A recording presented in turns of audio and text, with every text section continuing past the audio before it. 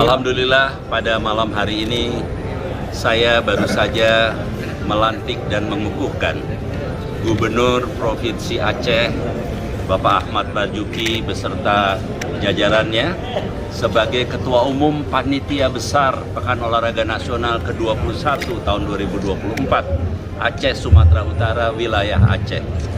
Seluruh persiapan menghadapi Pekan Olahraga Nasional yang tinggal 1,5 tahun lagi ini dapat berjalan dengan jadwal yang ketat dan berjalan sesuai dengan harapan kita.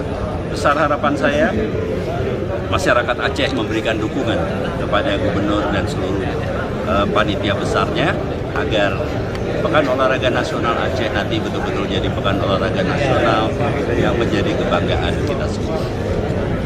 Emirbon yang ada di Aceh dan sebagai Gubernur Aceh, ya tentunya kita berharap agar perencanaan sampai dengan pelaksanaan nanti berjalan dengan lancar, sukses.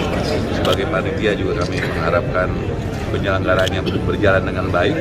Juga sebagai Gubernur Aceh kami mengharapkan prestasi Aceh dapat memperoleh hasil yang terbaik yang kami bisa.